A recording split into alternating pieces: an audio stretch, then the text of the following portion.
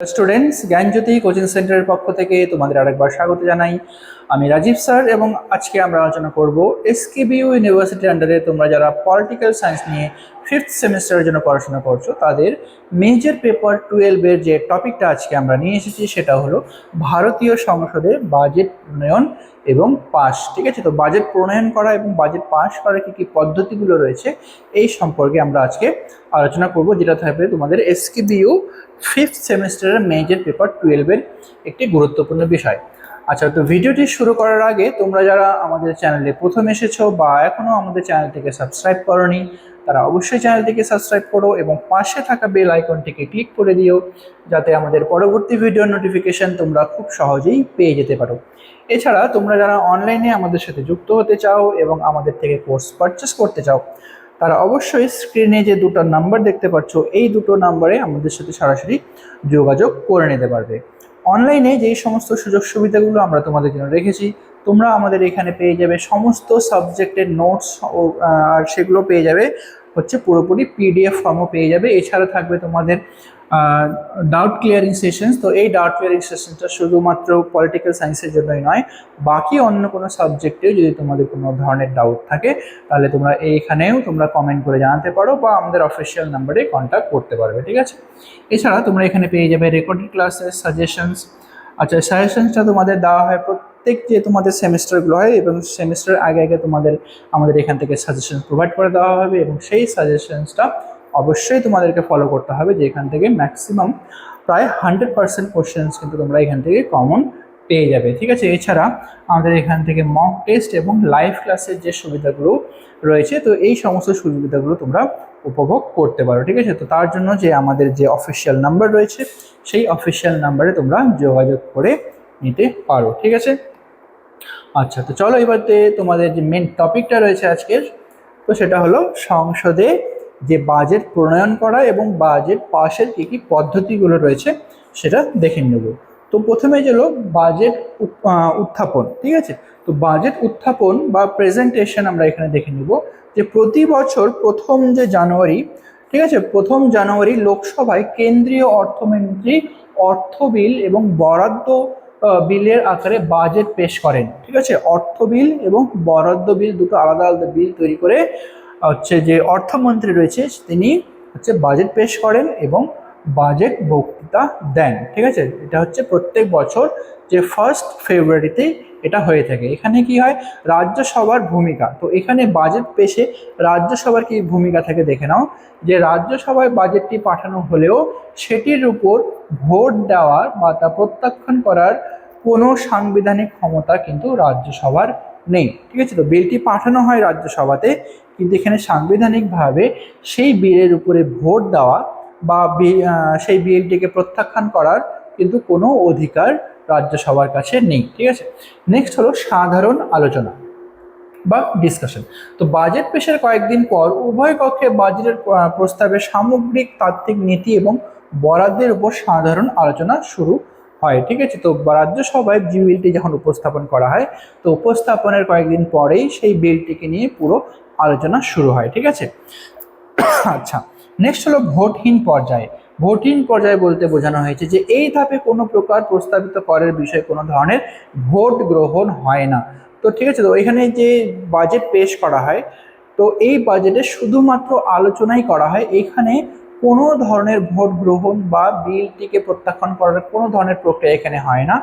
সংসদের সদস্যরা কেবল তাদের সমর্থন বা সমালোচনা ব্যক্ত করেন। তো এই পর্যায়টিকে বলা হয় ভোটহীন পর্যায়ে। ঠিক আছে, আচ্ছা, নেক্সট রয়েছে তোমাদের কমিটির পরীক্ষা এবং অনুদান দাবি।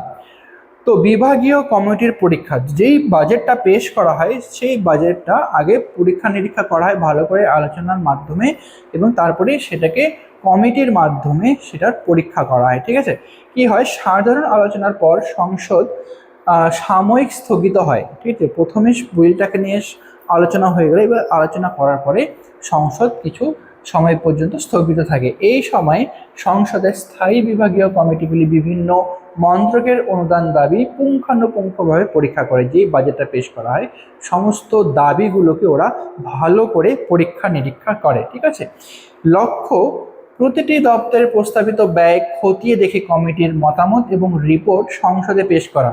তো এই যে বিলটিকে নিয়ে যে একদম পুরোপুরিভাবে পুঙ্খানুপুঙ্খভাবে যে আলোচনাটা করা হয় তো বা পরীক্ষা নিরীক্ষা করা হয়, এটার মেন যে লক্ষ্যটা হলো কি প্রত্যেকটি দপ্তরে যে ব্যয় বরাদ্দ করা হয়েছে এবং কমিটির মতামত এবং রিপোর্টের সংসদে পেশ করা এবং আর্থিক স্বচ্ছতা যাতে বজায় থাকে, এটাই হলো এর মেন প্রধান লক্ষ্য। ঠিক আছে, নেক্সট হলো অনুদান দাবির উপর ভোটদান। কমিটির রিপোর্টের পর লোকসভায় অনুদান দাবির উপর ভোট গ্রহণ করা হয়। কমিটি যখন রিপোর্ট পেশ করে দেয় তারপরে কি হয়, তারপরে বিলটির উপরে ভোট গ্রহণ প্রক্রিয়া শুরু হয়। এটি কেবলমাত্র লোকসভায় এখতিয়ারভুক্ত, রাজ্যসভায় এখানে কোনো ভূমিকা নেই। তো ভোট দানের যে প্রক্রিয়াটা রয়েছে শুধুমাত্র লোকসভাতেই কিন্তু এই প্রক্রিয়াটা হয়। ঠিক আছে, রাজ্যসভায় এই প্রক্রিয়ার কোনো অনুদান নেই। ছাঁটাই প্রস্তাব বলতে কি বোঝানো হয়েছে দেখো, সংসদ সদস্যরা বরাদ্দ কমানোর উদ্দেশ্যে পলিসি কার্ড, ইকোনমিক কার্ড বা টোকেন কার্ড প্রস্তাবগুলো উপস্থাপন করতে থাকে। তো এই প্রস্তাবগুলোকেই বলা হয় ছাঁটাই প্রস্তাব। নেক্সট হলো বরাদ্দ বিল বনাম অর্থ বিল পাস। তো বরাদ্দ বিল এবং অর্থ বিল কি এবং এই বিলটা পাস হওয়ার কি কি পদ্ধতিগুলো রয়েছে দেখে নেব। তো বরাদ্দ বিল যে রয়েছে সেটার মূল উদ্দেশ্য কি দেখো, বরাদ্দ বিল মানে যে ভারতের সঞ্চিত তহবিল থেকে সরকারের ব্যয় নির্বাহের অর্থ উত্তোলনের আইনি অনুমতি। ঠিক আছে, ভারতের যে সঞ্চিত তহবিল রয়েছে সেই তহবিল থেকে কি হয়, সরকারের যতগুলো ব্যয় রয়েছে সেই ব্যয় নির্বাহের জন্য অর্থ বের করার যে অনুমতি, তো এটাকে বলা হয় হলো বরাদ্দ বিল। ঠিক আছে, এটাকে বলা হয় বরাদ্দ বিল। এবং অর্থ বিল বলতে বাজেট প্রস্তাবিত নতুন কর আরোপ, করের হার পরিবর্তন বা বিদ্যমান কর ব্যবস্থার আইনি যতগুলো অনুমোদন রয়েছে এই ধরনের বিলকে আমরা এখানে বলে থাকবো অর্থ বিল। ঠিক আছে, তো সরকারের ভরণ পোষণ বা খরচার জন্য যে রাজ্যের যে ভারতের যে সঞ্চিত তহবিল সেখান থেকে অর্থ বের করার যে অনুমতিপত্র সেটাকে বলা হবে বরাদ্দ বিল। এবং অর্থ বিল হলো যে বাজেট প্রস্তাব করা হয় সেই বাজেটে নতুন কোনো কর আরোপ করা হবে কিনা বা আগের কোনো যে করগুলো রয়েছে সেই করগুলোকে যদি কোনো ধরনের পরিবর্তন করতে হয়, ঠিক আছে, বা বিদ্যমান কর ব্যবস্থার যদি কোনো আইনি অনুমতির প্রয়োজন হয়, তো এই সমস্ত নিয়মপত্র যেই বিলের মধ্যে লেখা থাকবে সেই বিলটাকে আমরা অর্থ বিল হিসেবে দেখে নেব। ঠিক আছে, নেক্সট প্রয়োজনীয়তা। তো বরাদ্দ বিলের প্রয়োজনীয়তা হলো এই বিল পাস না হওয়া পর্যন্ত সরকার কোনো খাতে একটি টাকাও ব্যয় করতে পারবে না বা পারে না। ঠিক আছে, তো বরাদ্দ বিলের প্রয়োজনীয়তা বা এই বরাদ্দ বিল যদি পাস না হয় তাহলে কিন্তু সরকার কোনো খাতেই 1 টাকা পর্যন্ত কিন্তু বরাদ্দ বা ব্যয় করতে পারবে না, তাদের ক্ষমতা নেই 1 টাকাও ব্যয় করা। ঠিক আছে, তো অর্থ বিলের প্রয়োজনীয়তা কি দেখো, এই বিলটি সংসদের উভয় কক্ষে পাশ হওয়ার পর সরকারি আয়ের কর প্রস্তাবগুলো আইনে পরিণত হয়। তো প্রথমে কি হয়, অর্থ বিল উভয় কক্ষেই পাশ করা হয় এবং পাশ করার পর সরকারি যতগুলো আয়কর প্রস্তাব রয়েছে সেটাকে আইনে পরিণত করা হয়।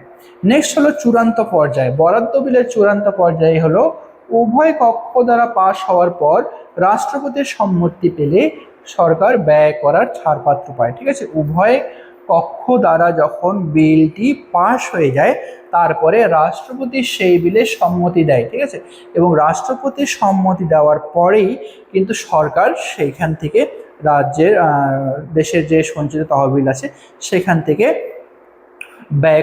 অর্থ ব্যয় করার ছাড়পত্র সেখান থেকে ওরা পেয়ে যায়। তো তারপরে যেটা রয়েছে অর্থ বিলের চূড়ান্ত পর্যায়ে কি হয়, রাষ্ট্রপতির চূড়ান্ত সম্মতির পর কর পরিবর্তনের প্রস্তাবগুলি আনুষ্ঠানিকভাবে কর আইনে রূপান্তরিত হয়। তো অর্থ বিলের চূড়ান্ত পর্যায়ে কি হয়, রাষ্ট্রপতি যখন চূড়ান্ত সম্মতি দিয়ে দেয় এই বিলের মধ্যে, অর্থ বিলের মধ্যে, তো তারপরে কি হয়, কোনো যদি নতুন কর বসানো হয় বা পুরনো কর পরিবর্তন করা হয় তো সেই সমস্ত জিনিসগুলোকে এখানে আইন হিসেবে রূপান্তরিত করা হয়ে থাকে। ঠিক আছে, তো আজকের আলোচনার পর্ব তোমাদের জন্য এতটাই। ভিডিওটি যদি তোমাদের ভালো লেগে থাকে তাহলে অবশ্যই লাইক আর কমেন্ট করো। দেখা হবে পরবর্তী ভিডিওতে নতুন কোনো টপিক নিয়ে। ততক্ষণ পর্যন্ত ভালো থেকো, সুস্থ থেকো।